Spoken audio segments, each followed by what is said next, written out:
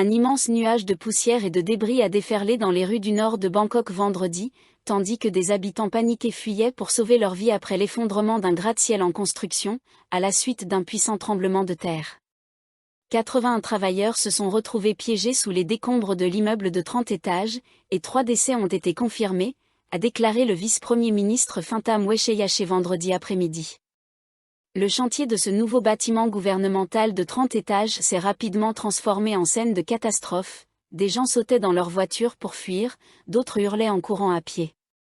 Des ouvriers portant des casques de sécurité et des gilets orange haute visibilité ont été engloutis par la poussière au moment de l'effondrement de la structure en béton. Des dizaines de personnes, n'ayant pas eu le temps de fuir, sont restées coincées sous les gravats. Les secouristes, minuscules face à l'énorme amas de ruines et de poutres métalliques entremêlées, intervenaient à quelques mètres seulement du célèbre marché de Chatuchak.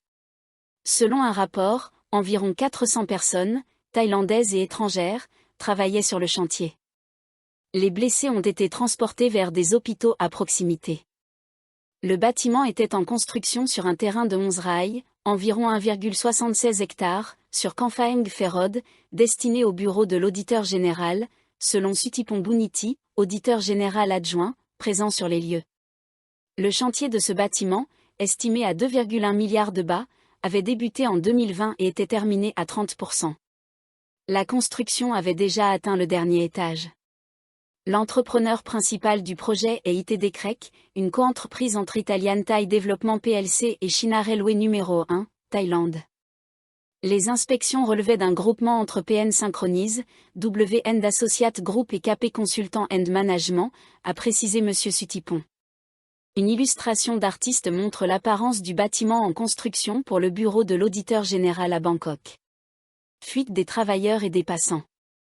Le séisme de magnitude 7,7 a violemment secoué les bâtiments à travers Bangkok où ce type de tremblement est extrêmement rare, poussant travailleurs et passants à fuir en pleine rue, sous le choc.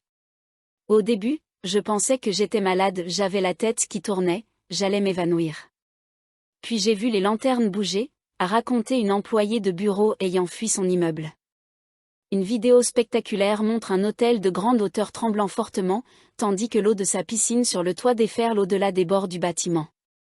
Je faisais du shopping dans un centre commercial quand j'ai vu des panneaux se balancer.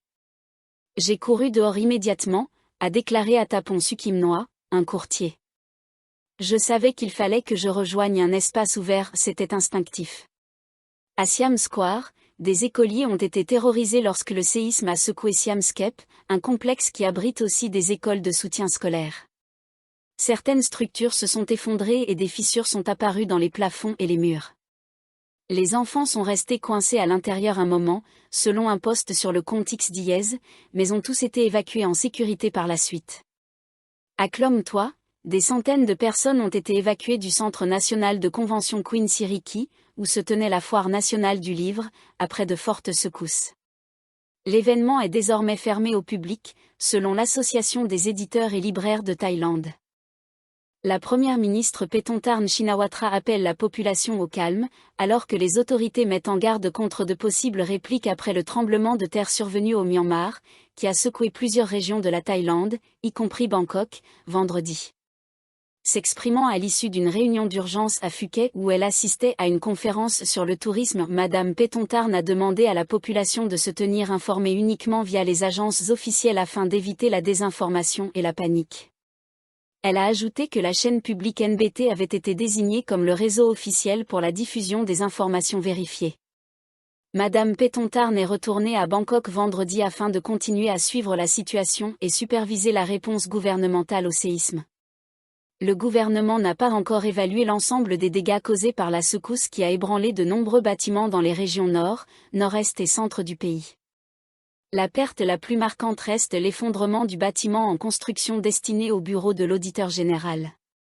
Des dizaines d'ouvriers seraient encore coincés sous les décombres de la structure de 30 étages. Des rapports font également état de dégâts sur des bâtiments et habitations dans 8 provinces, principalement dans le nord du pays.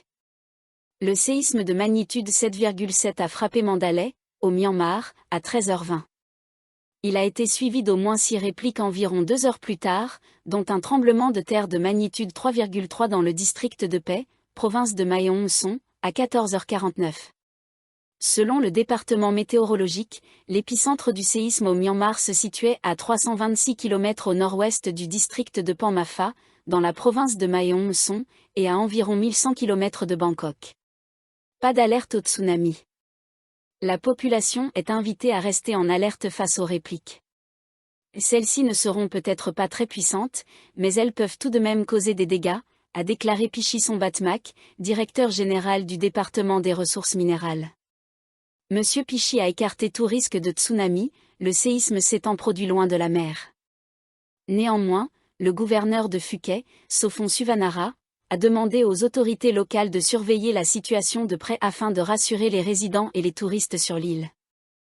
Des rangées de blessés étaient allongées devant le service des urgences de l'hôpital de Mili de Naypyitaw, la capitale du Myanmar, vendredi, certains se tordant de douleur, d'autres encore en état de choc après un puissant tremblement de terre.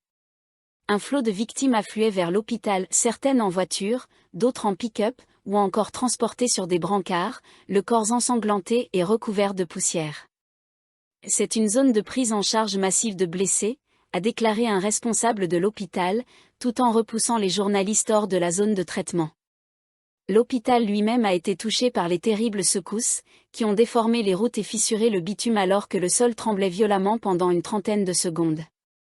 Le service des urgences a été gravement endommagé, une voiture a été écrasée sous le béton de l'entrée effondrée du bâtiment. De nombreuses personnes blessées arrivent sans arrêt, je n'ai jamais vu une chose pareille, a confié un médecin à l'AFP. On essaie de gérer la situation. Je suis épuisé. Certains pleuraient de douleur, d'autres restaient immobiles tandis que leurs proches tentaient de les réconforter, des perfusions raccrochées à leurs bras. Des centaines de blessés arrivent, mais le bâtiment des urgences ici aussi s'est effondré, ont rapporté des agents de sécurité sur place. D'autres patients, hébétés, la tête entre les mains, avaient le visage et les membres couverts de sang. Le chef de l'armée birmane, Min Aung Hlaing, s'est rendu à l'hôpital pour inspecter les blessés allongés sur les brancards. Aidez-moi. La capitale du Myanmar se trouve à environ 250 km au sud de l'épicentre du séisme peu profond de magnitude 7,7, survenu au nord-ouest de la ville de Sagaing vendredi après-midi, selon l'Institut géologique des États-Unis, USGS. Une réplique de magnitude 6,4 a frappé la même région quelques minutes plus tard. Une équipe de journalistes de l'AFP se trouvait au musée national de Naypyitaw lorsque la secousse a eu lieu, des morceaux de plafond sont tombés et des fissures sont apparues sur les murs. La route menant à l'un des plus grands hôpitaux de Naypyitaw était complètement embouteillée. Des ambulances tentaient de se frayer un chemin entre les voitures tandis qu'un ambulancier criait pour qu'on les laisse passer afin d'atteindre les médecins le plus vite possible. À l'intérieur des bâtiments, les gens se précipitaient à l'extérieur, tremblants, en larmes, essayant frénétiquement de joindre leurs proches au téléphone pour s'assurer qu'ils étaient en vie. Des secousses puissantes ont également été ressenties en Chine voisine ainsi qu'en Thaïlande, où plusieurs bâtiments de la capitale Bangkok ont fortement tremblé. Le lieutenant-colonel Worapa Sukte, chef adjoint de la police du district de Bang Su à Bangkok, a déclaré avoir entendu des cris de personnes appelant à l'aide, piégées dans les décombres après l'effondrement d'un immeuble en construction de 30 étages. J'ai entendu des gens crier « Aidez-moi », a-t-il confié à l'AFP. On estime que des centaines de personnes sont blessées, mais nous essayons encore de déterminer le nombre exact de victimes. Je crains que de nombreuses vies aient été perdues. Nous n'avons jamais connu un tremblement de terre aussi dévastateur. Les habitants de Bangkok sont habitués à ressentir de légers tremblements, ils savent qu'il faut se mettre à l'abri à l'extérieur si possible, mais l'intensité de celui de vendredi a surpris tout le monde. Je faisais du shopping dans un centre commercial quand j'ai vu des panneaux bouger. J'ai couru dehors immédiatement, raconte Atapon Sukimnoa, un courtier. J'ai su qu'il fallait que je me mette dans un espace dégagé, c'était instinctif.